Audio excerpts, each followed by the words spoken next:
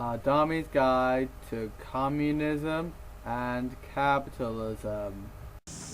A lot has been said about capitalism and communism over the past century.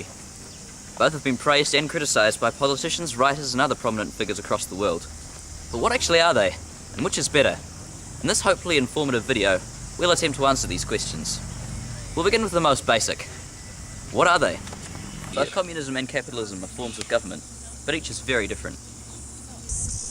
Capitalism is driven by money. Companies and businesses are, for the most part, privately owned, and it isn't the government's duty to provide for its people, so much as to ensure they can provide for themselves. They do this by managing the economy and ensuring that people have a range of goods available to them, but they pretty much leave everyone to go about their lives. Communism is almost the opposite. A communist state owns almost all businesses, so that it's the government who's providing food, power and housing to its people, as well as employing them in manufacturing their goods. There are strict limits on how much land a person can own to prevent anyone from getting too far ahead. But the fundamental principles behind the two are these. The capitalist theory is that everyone's for themselves, whereas in the communist idea, everyone's for everyone. To demonstrate this, we'll use a practical example, courtesy of Ms. Hakaraya.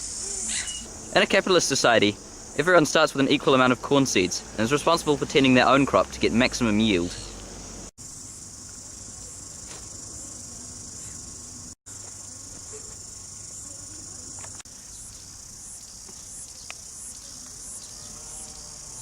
In a communist society, everyone help plant the seeds, and come harvest time, everyone gets an equal amount. But which of the two is better? Both have their problems. Because communist governments control all businesses and employ most of the nation, when things go badly for the economy, the people bear the brunt of the economic hardship.